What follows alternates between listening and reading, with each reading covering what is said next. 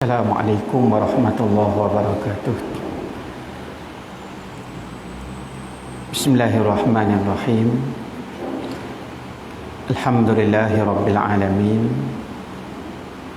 Wa bihi nasta'in.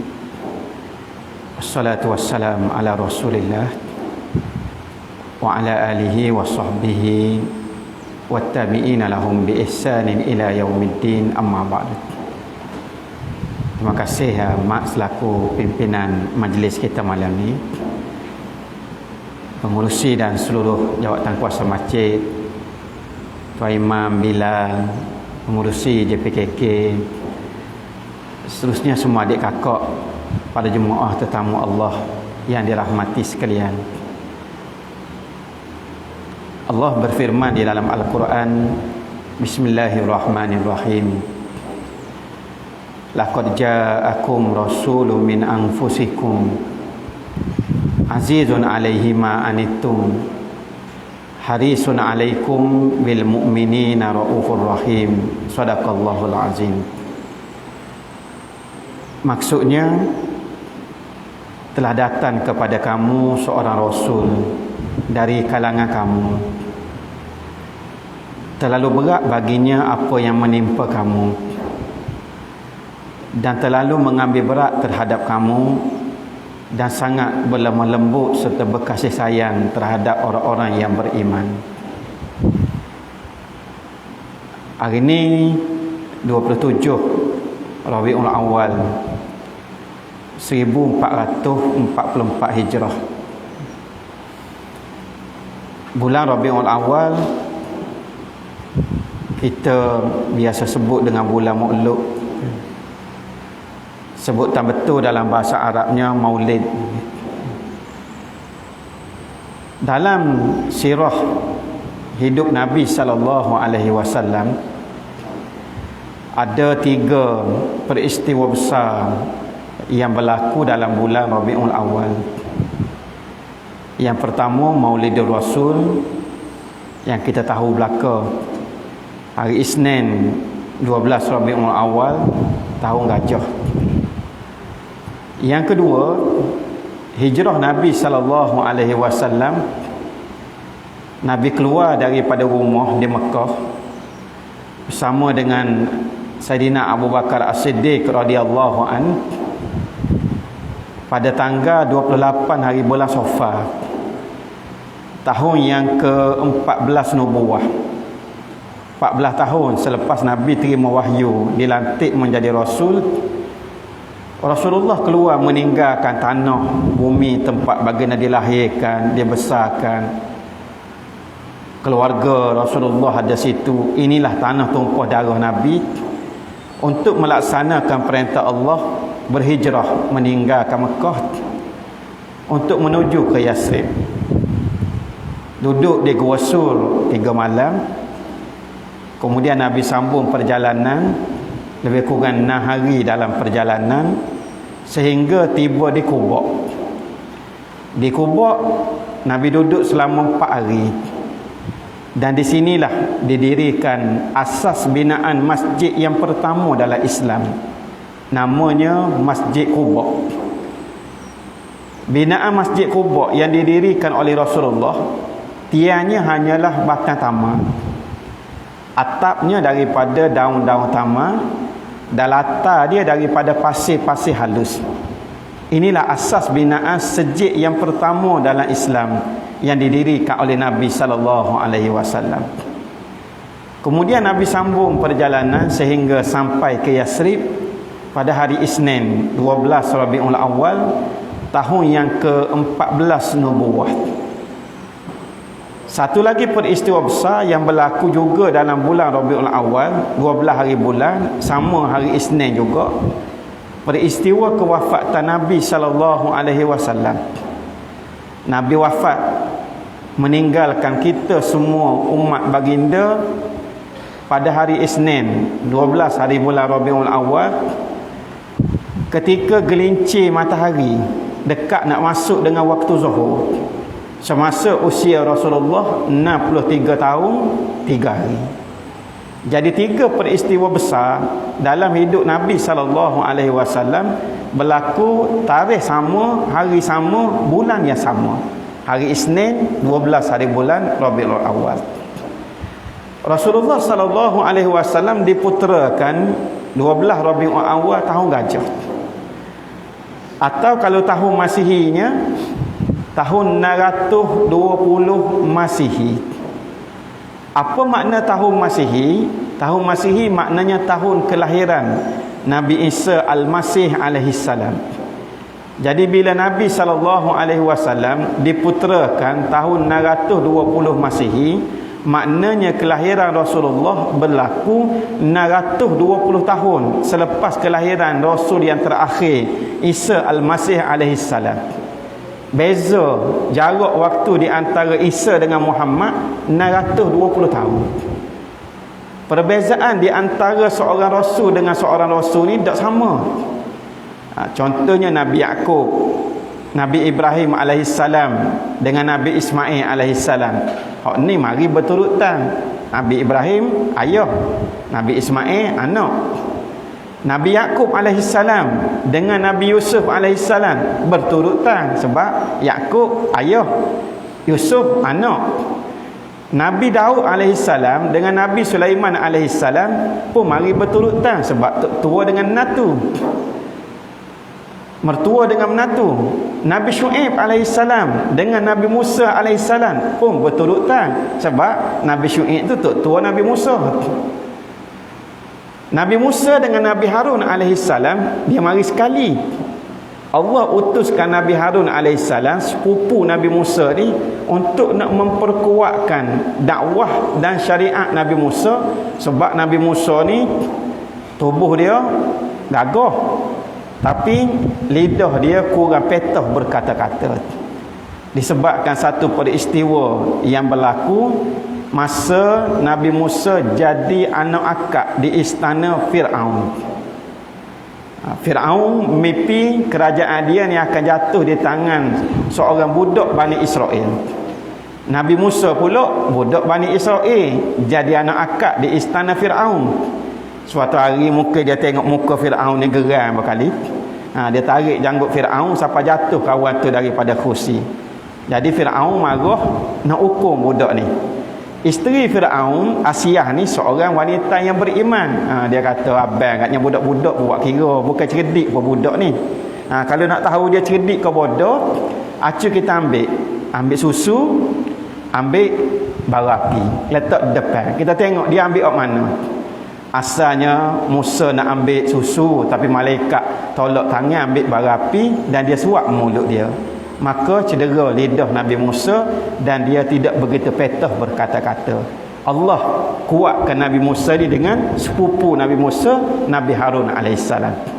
Ni seimbas lalu perutusan para nabi. Jangka masa jarak tak sama.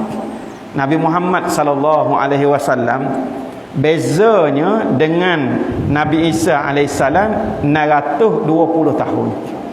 12 Rabiul Awal tahun Gajah. Tahun Masihinya 620 Masihi. Sebab apa orang Arab panggil tahun Gajah? Hak ni umumnya kita tahu belaka. Sebagaimana ayat yang dalam surah Al-Fil, surah Gajah. Alam tara kaifa fa'ala rabbuka bi ashabil fil. Alam yaj'al kaidahum fi tadlil wa arsala alaihim tayran ababil tarmihim bihijaratin min sijil faja'alahum ka'asfin ma'kul. Tidakkah kamu lihat bagaimana kami telah memperlakukan kepada mereka yang mempunyai gajah? Maknanya tentera bergajah. Tidakkah kami jadikan mereka dalam keadaan sesak, dalam keadaan kebingungan, pening? Wa arsala alaihim tayran ababil, lalu kami utuskan kepada mereka burung yang mari berbondong-bondong, yang melemparkan mereka dengan batu-batu daripada tanah keras yang dibakar. Lalu jadilah mereka seperti daun-daun yang dimakan ulat. Daun-daun yang dimakan ulat. Surah Al-Fil ni surah Makkiyah, surah yang turun Mekah. Biasanya surah yang turun Mekah ni surah yang berkait dengan soal-soal akidah. Dan surah Al-Fil ni sebenarnya surah akidah. Sebab Allah nak suruh orang Islam yang ketika tu masih lemah, masih ditindas, masih dianiaya di Mekah, yakin bahawa Allah berkuasa untuk memberikan pertolongan dengan bala tentera Allah dan memenangkan orang yang beriman. Sebab tu surah Al-Fil ni surah turun di Mekah.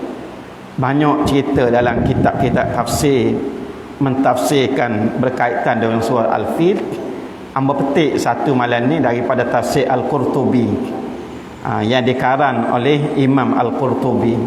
Imam Al-Qurtubi ni seorang ulama tafsir yang lahir di Cordova di Spanyol. Bukan lahir Mekah ni, bukan lahir di Madinah, lahir di Cordova Spanyol, tempat kelab Barcelona, Real Madrid. Zaman Islam merentah Spanyol, zaman kerajaan Islam Andalusia. Islam pernah merentah Spanyol 700 tahun lebih 7 abad. Dan lahir ulama-ulama yang hebat macam Imam Al-Qurtubi yang lahir di Spanyol. Imam Al-Qurtubi cerita berkaitan dengan kisah seorang gubernur Habsyah yang menjadi gubernur di Yaman. Habsyah ataupun Ethiopia ketika tu sebuah negara besar. Raja Habsyah nama Raja Najasyi. Masa ni Najasyi tak masuk Islam lagi. Dan Habsyah ni sebagai sebuah negara besar, dia menakluk beberapa negara di sekeliling dia. Di antara yang menjadi jajahan takluk Habsyah ialah Yaman. Dan di Yaman ada seorang gubernur nama Abraha. Abraha bila dia tengok Mekah ni walaupun zaman jahiliah, Kaabah Baitullah setiap kali mari musim haji akan jadi tumpuan manusia daripada segenap seluruh semenanjung tanah Arab mari buat haji situ dengan cara masing-masing. Walaupun cara buat haji ni ikut amalan jahiliah, sehingga ada hak tawaf tak pakai baju, keliling Kaabah tu ada berhala, tapi orang mari buat haji. Sebab ni zaman jahiliah lagi, bukan zaman Islam. Bila ramai orang mari Mekah ni jadi makmur. Sebab bila orang mari boleh nego, boleh jual, dia boleh buat macam-macam pesta. Mekah jadi makmur, jadi tumpuan orang. Abraha yang jadi gubernur Najasyi di Yaman, dia deki. Lalu dia dirikan sebuah gereja yang comel. Gereja ni nama Al-Qulis, maknanya gereja yang tinggi. Mengikut sejarah, kubur gereja ni dibuat daripada emas. Dan dinyatakan dalam kitab tafsir, inilah binaan yang paling indah dan paling comel di zaman tu. Tak ada bangunan lain yang lebih comel daripada gereja Al-Qulis yang dibina oleh Abraha di Sana'a di Yaman. Bila dia buat, lalu dia minta Raja Najasyi istihar supaya orang Arab bawa lagi Mekah. Bukan comel pun Kaabah tu, bangunan 4 segi gitu nak banding dengan Al-Qulis. Pakat mari ke Sana'a, tak segi Mekah. Tapi orang tak mari juga, orang tetap pergi ke Mekah. Walaupun dia kata Kaabah tu bukanlah bangunan yang comel secomel gereja Al-Qulis. Lalu Abraha buat rancangan nak peruntuhkan Kaabah. Dan di sinilah mereka bergerak dengan tentera yang ada gajah. Ulama-ulama tafsir kata, ada yang kata gajah ni ada seekor, ada yang kata ada 8 ekor. Tapi yang kuat pendapat di kalangan ulamanya, jumlah gajah ni hanyalah seekor sahaja yang dinaiki oleh Abraha. Makna bukan semua tentera tergajah belaka, seekor saja. Pergi ke Mekah. Orang Arab ni bila dia dapat tahu kemarahan tentera Abraha, kabilah Arab ni pakat sekat, tapi disebabkan kekuatan tentera Abraha, halangan dan sekatan daripada kabilah Arab ni tak berjaya untuk nak menghalang kemarahan. Abraha nak pergi Mekah, dia tak tahu jalan. Dan di sinilah munculnya watak pengkhianat. Pengkhianat ni orang Arab daripada Bani Sakif, nama Abu Ghirah. Abu Ghirah ni lah hak tu kan jadi tunjuk jalan kepada tentera Abraha.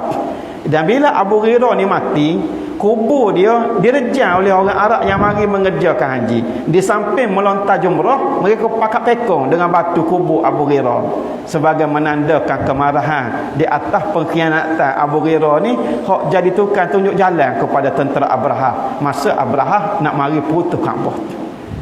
Bila dia masuk berhampiran dengan kota Mekah, tentera-tentera Abraha ni rapah binatang-binatang ternakan milik penduduk Mekah. Di antara yang dirampasnya ialah 200 ekor unta milik Abdul Muttalib. Abdul Muttalib ni tok Nabi yang jadi ketua orang Mekah ketika itu. Kemudian Abdul Muttalib bawa rombongan orang Arab mari jumpa dengan Abraha. Abraha tanya, apa yang kamu mahu? Mari ni nak apa?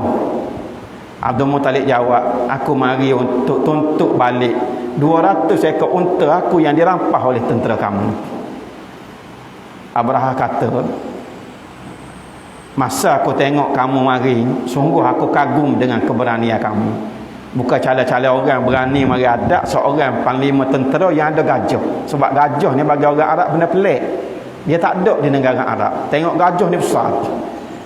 Kagum dengan keberanian kamu, tapi bila kamu menzahirkan permintaan kamu, sungguh dia telah menjatuhkan maruah dan wibawa kamu. Aku mari ni nak foto Kaabah, kesayangan kamu, warisan nenek moyang kamu, kebanggaan agama kamu, tapi rupa-rupanya yang menjadi soal bagi kamu ialah unta, bukan cerita Kaabah. Apa jawab Abdul Muttalib? Abdul Muttalib kata, unta tu milik aku. Aku tuntut milik aku. Kaabah bukan milik aku. Kaabah ada tuan dia. Kaabah ni Baitullah, rumah Allah. Maka Allah yang akan jaga dia. Bukan kerja aku dengan Kaabah. Kerja aku untuk aku. Kaabah tuan dia akan jaga. Bila unta tu dia pulangkan, Abdul Muttalib arah ke orang Mekah naik nusuk di bukit-bukit kan. Kaabah kan keliling dia kan bukit kan. Masjidil Haram tu bukit, naik nusuk di bukit-bukit. Sebelum daripada nak naik, ada seorang Arab yang berani, dia pergi dekat gajah Abraha, dia bisik di telinga gajah, wahai gajah, kamu hamba Allah, aku pun hamba Allah, itu adalah rumah Allah, maka jangan sekali kami kamu runtuhkan rumah Allah. Dia kecek dengan gajah. Berlaku kehendak Allah, bila Abraha nak mara ke arah Kaabah, gajah dia tak sejalan. Pakai duduk dia, piak pun tak pergi, godan pun tak pergi. Bila pusing jalan lah nak kelik ala ke Yaman, molek-molek dia jalan, pusing ala ke Kaabah, dia duduk dia tak jalan. Dan di sini dah berlaku apa yang diceritakan oleh Allah dalam surah Al-Fil, alam yaj'al kaidahum fi tadlil. Tidakkah kamu lihat mereka ni dalam keadaan pening, macam orang sesak, tak tahu nak pergi mana. Wa arsala alaihim tayran ababil, dan kami utuskan kepada mereka burung yang mari berbondong-bondong. Ababil ni bukan nama burung. Ababil ialah sifat burung tu mari dengan kawan yang ramai. Mengikut Sa'id bin Jubair radhiyallahu anhu, sahabat Nabi, Sa'id bin Jubair kata burung ababil ni burung yang tidak pernah dilihat di atas muka bumi. Makna tak so ibaratlah punah ke, lebar ke, belatuk ke, pucung ke, kuit ke, tak ada. Dia tidak pernah dilihat di atas muka bumi. Ada sahabat yang kata bentuk dia seperti kelawar. Bentuk dia seperti kelawar, dan setiap ekor burung bawa 3 butir batu. Dengan kaki 2 dan dengan muncul sutir. Setiap batu daripada tanah keras yang dibakar. Daripada tanah keras yang dibakar, dan pada batu ni mengikut ulama tafsir telah tertulis nama orang-orang yang akan jadi sasaran dia. Dan ulama tafsir ada sebut lagi, dia merupakan batu daripada tanah keras yang telah dibakar dengan api neraka jahanam. Dan bila batu ni kena kepada sasaran dia, faja'alahum ka'asfim ma'kul, jadilah mereka ni seperti daun-daun yang dimakan ulat. Maknanya acur, daun-daun yang dimakan ulat. Peristiwa ni berlaku pada tahun 570 Masihi. 570 Masihi, maknanya 50 tahun sebelum kelahiran Nabi sallallahu alaihi wasallam. Bukan tahun Nabi lahir tu serangan tentera bergajah, 50 tahun sebelum daripada itu. Dah apa orang Arab panggil tahun gajah Nabi lahir, dia kira dalam kurun yang sama. Kurun yang sama, dan sebab ketika tu orang Arab belum ada lagi tahun. Bulan Muharram, Safar, Rabiul Awal, Rabiul Akhir, Jamadil Awal, Jamadil Akhir, Rejab, Syaban, Ramadan, Syawal, Zulkaidah, Zulhijjah. Hak ni ada dah. Tapi bulan tak ada. Tahun tak ada.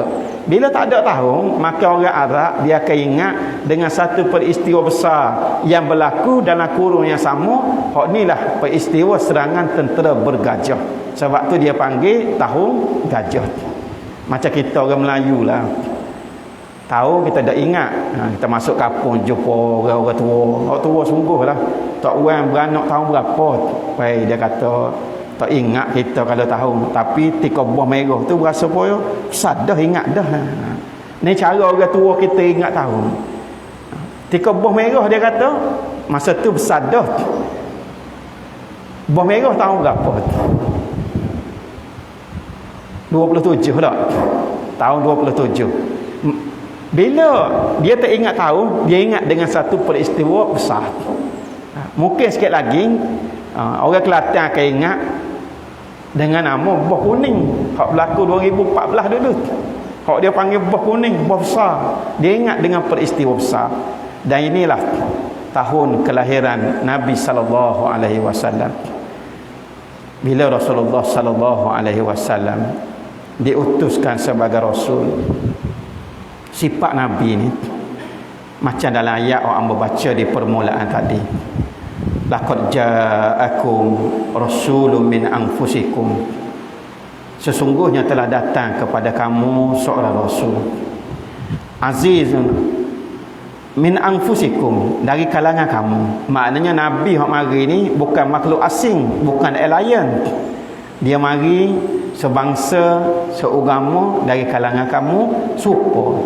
Kecek pun sama, bangsa pun sama, makan nasi serupa, makan makanan lain serupa, makan roti, makan daging serupa dengan orang lain juga.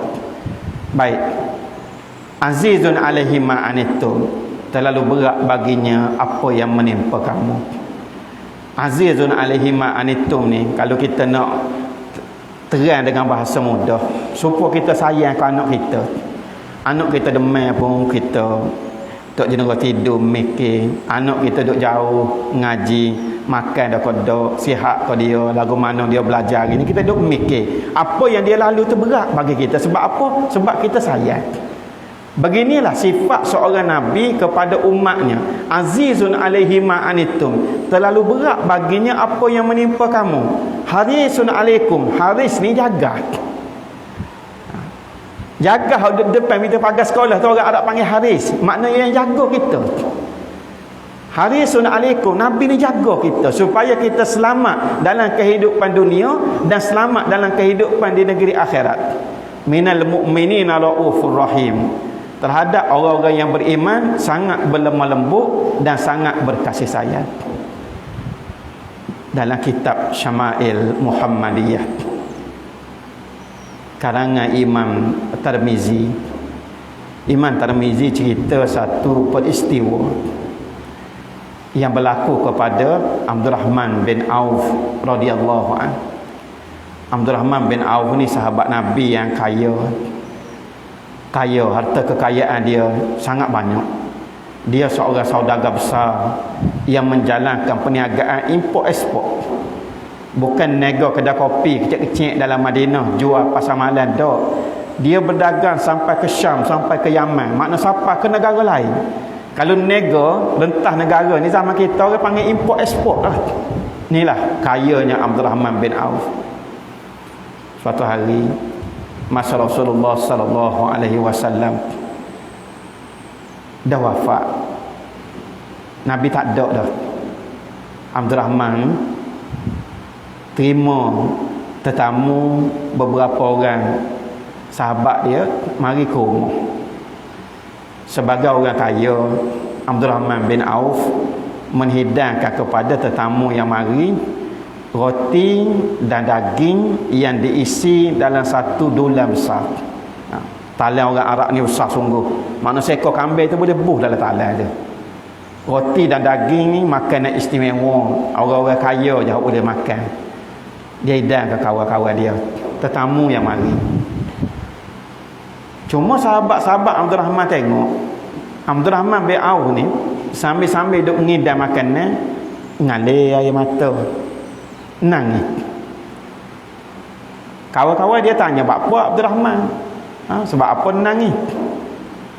Abdul Rahman jawab, dia kata, "Aku ni kalau hidangkan makanan-makanan yang sedap, aku teringatkan Rasulullah. Sebab Rasulullah sepanjang hayat baginda tidak pernah kenyang makan roti dan daging lebih daripada 3 hari berturut-turut. Kalau hari ni kenyang, esok kenyang, lusa kenyang, tulak tu lapar dah. Bila pula nak jumpa kenyang tak tahu lagi. Kita kenyang 24 jam sehari, 7 hari seminggu kenyang." Padahal Rasulullah kalau baginda nak, Allah boleh tukar bukit-bukit yang ada di sekeliling kota Mekah jadi emas, dan emas tu jadi milik Nabi belaka. Tapi bukan tu yang jadi matlamat daripada perjuangan Rasulullah. Perjuangan Rasulullah ni ialah untuk nak menyelamatkan umat baginda. Sebab itulah apabila berlaku tahun duka cita, tahun meninggalnya pak saudara Nabi Abu Talib, walaupun tak beriman dengan apa yang dibawa syariat oleh Nabi, tapi jadi pelindung kepada diri Nabi sallallahu alaihi wasallam. Jaga Rasulullah, jaga anak saudara dia. Tahun yang sama juga wafatnya Sayyidatina Khadijah binti Khuwailid, Ummul Mukminin, isteri Rasulullah. Ia banyak bantu Rasulullah. Bila meninggalnya Abu Talib, wafatnya Khadijah, orang-orang Arab selama ni ada lagi buah malu mata ke Abu Talib. Mereka meningkatkan penganiayaan, tekanan, penindasan, kezaliman kepada Nabi sallallahu, termasuk kepada tubuh badan Nabi sallallahu alaihi wasallam. Sehingga Rasulullah tengok macam bumi Mekah ni gelap. Seolah-olah manusia yang ada di kota Mekah ni tak terima dah dakwah. Gelap gelemak dah nampak. Berhadapan dengan begitu sekali manusia yang menolak dakwah dengan kasar, dengan keras, dengan penganiayaan, dengan kezaliman. Rasulullah tak putus asa. Tak putus asa. Kalau kita dah orang tak siap aku dia. Tak bagi Nabi, sebab perutusan Nabi ni tujuan dia nak selamatkan umat. Orang Mekah tak siap. Rasulullah ajak anak angkat baginda Zaid bin Harisah radhiyallahu anhu pergi ke Taif. Taif dengan Mekah 50 batu jarak. Jalan kaki dengan harapan kalau orang Mekah tak terima Islam, mudah-mudahan orang Taif ni terbuka hati. Tapi rupa-rupanya orang Taif lebih jahat daripada orang Mekah. Bukan setakat tak terima Islam, malah kedatangan Rasulullah disambut dengan dia upuh budak-budak nakal, tunggu tepi jalan. Bila Nabi lalu dengan Zaid bin Harisah, dia pakat pekon dengan batu. Balik Nabi dengan batu, Zaid bin Harisah dengan tubuh dia sendiri keliling tubuh Nabi, jadi perisai. Biar kena dia tak apa, jangan kena Nabi. Berdarah jasad Rasulullah sehingga membasahi kasut yang dipakai oleh Nabi sallallahu alaihi wasallam. Tapi Nabi tahan daripada darah baginda dari menitis ke bumi. Sebab apa Nabi tahan? Sebab menjadi sunnah Allah. Mana-mana umat yang melukakan tubuh Rasul yang diutuskan kepada mereka sehingga darah menitis ke bumi, umat tu akan dilaknat oleh Allah. Nabi tak say umat dia dilaknat oleh Allah. Mari nak ajak kepada Islam, dibalas dengan kena pekong dengan batu. Lalu Rasulullah berundur, berlindung di satu kebun tamar dengan Zaid bin Harisah, lalu mengadu kepada Allah dalam satu munajat yang masyhur. Nabi angkat tinggi tangan ke langit. Zaid bin Harisah tukar amin tepi.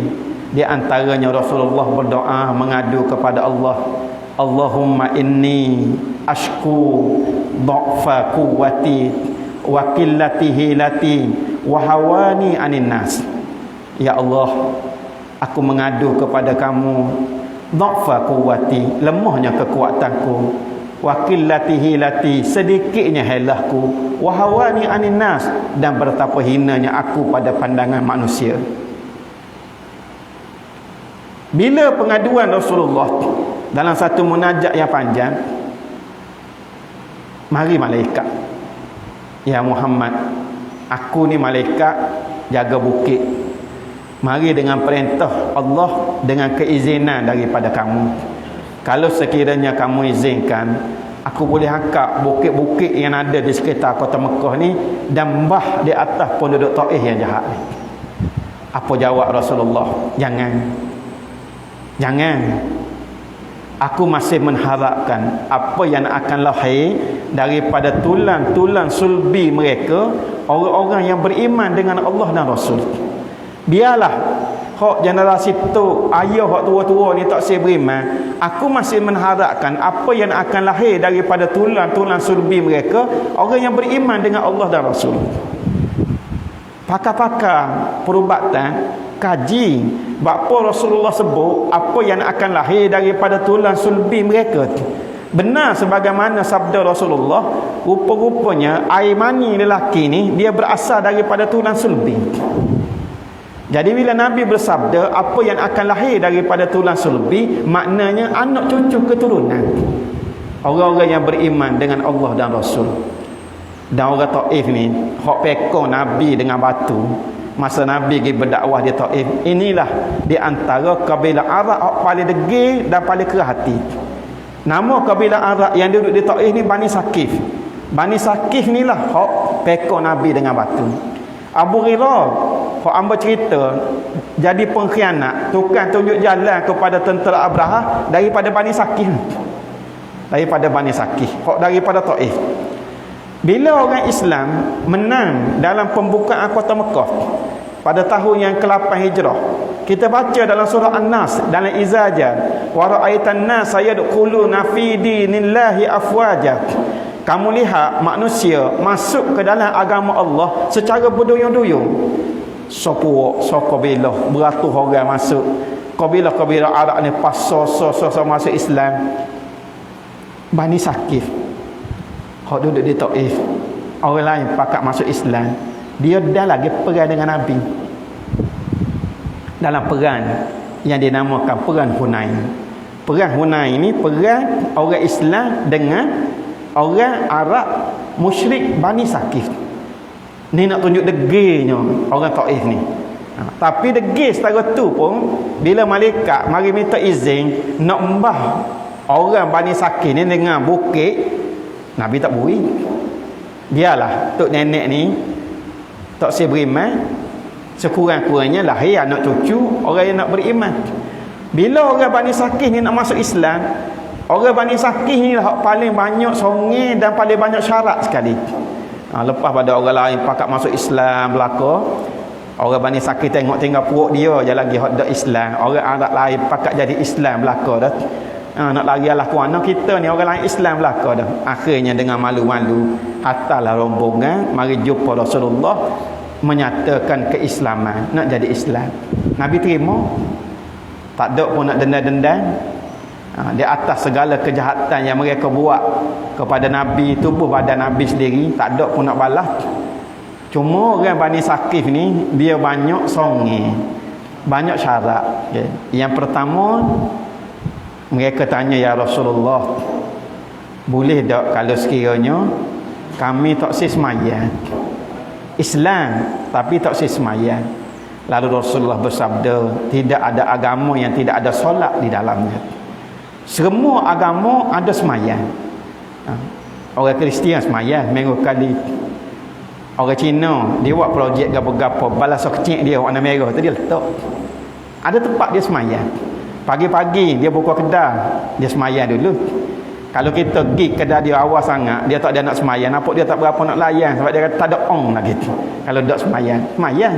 Orang Jepun, agama Shinto, sembah matahari, sembahyang bila matahari terbit. Semua agama ada sembahyang. Apatah lagi kita agama yang lengkap, yang paling sempurna, tentu sekali ada sembahyang. Tidak ada agama yang tidak ada sembahyang di dalamnya.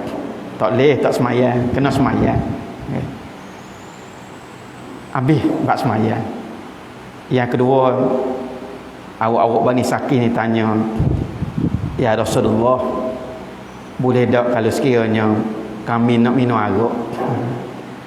Orang Arab dengan arak ni jangan ingat main-main.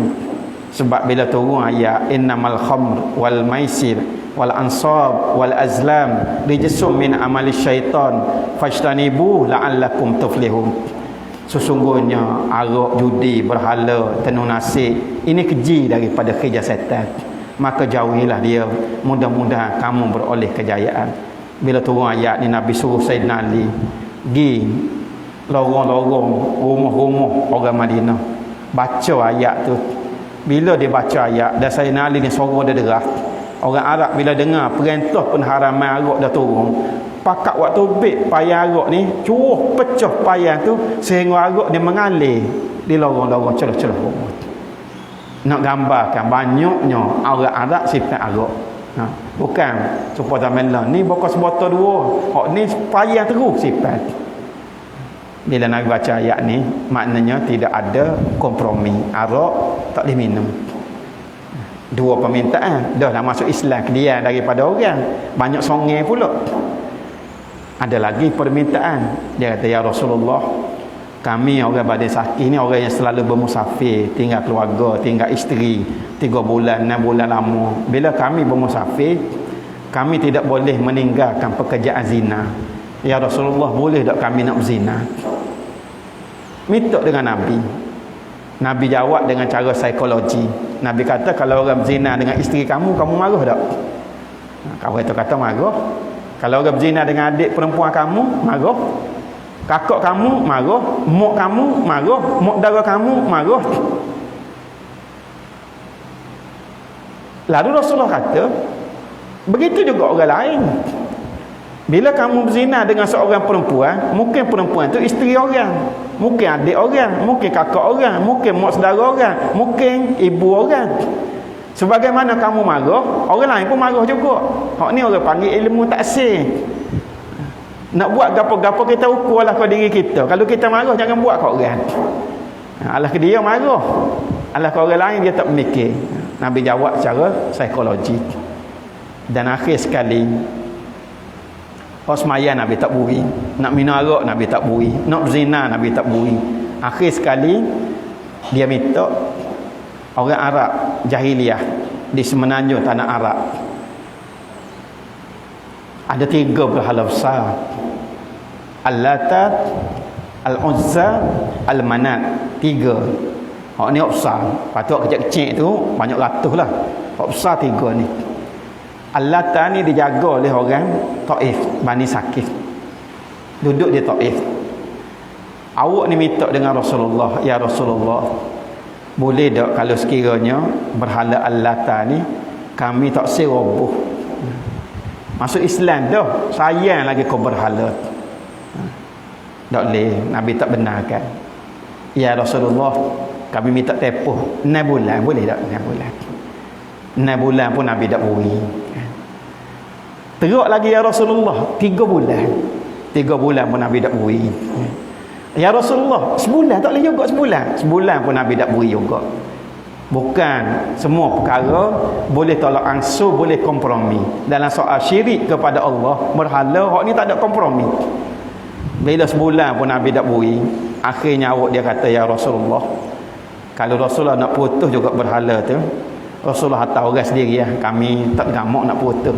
Tak apalah, Nabi atas sahabat. Yang pertama Khalid bin Al-Walid, yang kedua Al-Mughirah bin Syu'bah radhiyallahu anhu, sahabat Nabi. Dia putus berhala Al-Lata yang duduk di perkampungan Bani Sakih di Taif ni. Putus. Hari Khalid bin Al-Walid dengan Al-Mughirah bin Syu'bah nak pergi putus berhala. Orang Taif ni pakat tubik belaka, kecil besar, tua muda, tino jatah, tubik belaka. Pakat mari merayu pada Khalid dengan Al-Mughirah, pegang baju, pegang tangan, pegang kaki, pegang kepala, tolonglah jangan putus berhala tok nenek moyang kami. Masuk Islam dah ni. Khalid dengan Al-Mughirah ni dia tak kata gapo. Orang mari merayu, dia menangis jerit, dia buat dia habis merayu, dia ugut pula. kalau kamu setuh berhala kamu akan ditimpa bala. Macam-macam dia ugut Khalid dengan Al-Mughirah. Dia juga dua orang sahabat Nabi ni tak kata gapo. Habis merayu, habis ugut. Khalid kata rayu pun habis dah. Ugut pun habis dah. Sekarang ni kami nak melaksanakan perintah Rasulullah.